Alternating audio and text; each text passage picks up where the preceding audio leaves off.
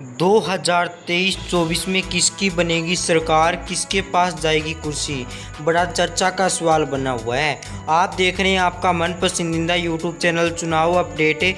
चुनाव से जुड़ी हर महत्वपूर्ण जानकारी आपको इस चैनल पर सही व सटीक सबसे पहले प्रदान करवाई जाती है। आप चैनल को सब्सक्राइब कीजिए, बेल आइकन को ऑल पर प्रेस कर दीजिएगा ताकि आने वाली कोई भी लेटेस्ट न्यूज़ आप तक सबसे पहले पहुँच सके। चलिए शुरू करते हैं। लगभग सभी राज्यों का 543 सीटों का महासर्वे है। सर्वे के अंदर पता चला है कि किसके सिर सजेगा ताज, हाँ सजेगा ताज। इसी को लेकर बड़ी रिपोर्ट आ रही है। चलिए शुरू करते हैं। हम शुरू करते हैं झारखंड राज्य के साथ 14 सीटों वाला। हाँ 14 सीटों का यह झारखंड राज्य है। इनके अंदर बीजेपी और कांग्रेस को 7-7 सीट बराबर करने को मिल सकती है। वहीं बात करें उड़ीसा राज्य, उड़ीसा राज्य के अंदर 21 सीटें, 21 में से 8 सीट बीजेपी, 7 सीट कांग्रेस। हाँ तो एक बैठक के बाद बड़ा उलटफेर देखने को मिल सकता है। अन्य के खाते में 6 सीट जाने की संभावनाएं दिखाई दे रही है। इसके बाद आता है तमिलनाडु राज्य। तमिलनाडु राज्य के अंदर 39 सीटें हैं। 39 में से 14 बीजेपी को प्राप्त हो सकती है और 25 कांग्रेस को प्राप्त हो सकती है। हाँ अभी बड़ा सर्वे किया गया जिसके अंदर हमारे प्राप्त आंकड़े हैं। इसके बाद आता है तमिलनाडु के बाद जम्मू एंड कश्मीर, यानी जम्मू कश्मीर राज्य के अंदर कुल 6 सीटें हैं।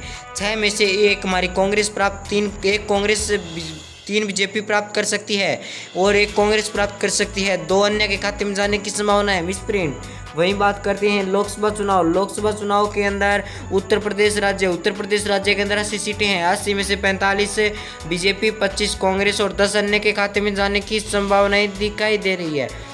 इसके बाद आता है तेलंगाना राज्य के अंदर 17 सीटें हैं। 17 में से 5 बीजेपी प्राप्त कर सकती है, 9 कांग्रेस प्राप्त कर सकती है, 3 अन्य के खाते में जाने की संभावनाएं दिखाई दे रही है। और तेलंगाना के बाद आता है हमारा हरियाणा राज्य के अंदर 10 सीटें हैं।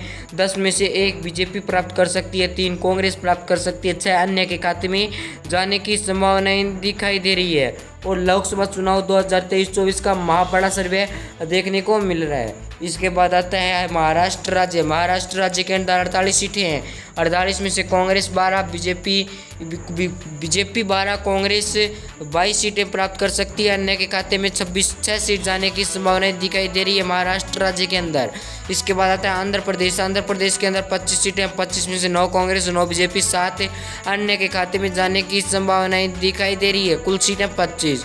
और इस आंध्र प्रदेश के अंदर एक बैठक हुई थी, उसके बाद बड़ा उलटफेर देखने को मिल रहा है लगातार। और इसके बाद आता है हिमाचल प्रदेश के अंदर कुल 4 सीटें हैं। हाँ हिमाचल प्रदेश के अंदर कुल 4 सीटें हैं। यहाँ पर बीजेपी को बड़ा झटका देखने को मिल सकता है। यहाँ बीजेपी का सुपड़ा साफ हो सकता है और 3 सीट कांग्रेस प्राप्त कर सकती है। अन्य के पार्टियों के खाता में शून्य जाने की संभावनाएं दिखाई दे रही है। इसके बाद आता है हमारा कर्नाटक राज्य के अंदर 28 सीटें हैं। 28 में से 8 बीजेपी, 17 कांग्रेस, 3 अन्य के खाते में सीट जाने की संभावनाएं दिखाई दे रही है। हाँ कर्नाटक राज्य के अंदर कुल 28 सीटें हैं। इसके बाद आता है हमारा एमपी राज्य यानी मध्य प्रदेश राज्य के अंदर कुल 29 सीटें हैं। 29 में से 9 बीजेपी प्राप्त कर सकती है, 19 कांग्रेस प्राप्त कर सकती है, 1 सीट अन्य के खाते में जाने की पूरी संभावनाएं दिखाई दे रही है।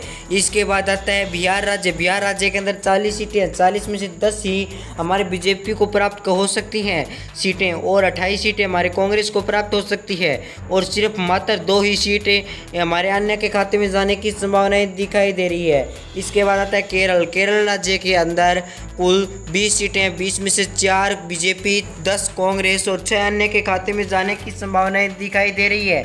और केरल राज्य के अंदर बीजेपी का सुपड़ा साफ दिखाई दे रहा है। पंजाब राज्य के अंदर आम जनता पार्टी भी शामिल है।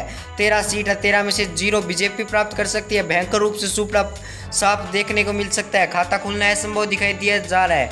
और कांग्रेस के पास 6 और आम जनता पार्टी के पास यानी आम आदमी पार्टी के पास 7 सीट आ सकती है। और इसके बाद आता है हमारा असम राज्य के अंदर 14 सीट है। 14 में से बीजेपी और कांग्रेस 7-7 सीट प्राप्त कर सकती है।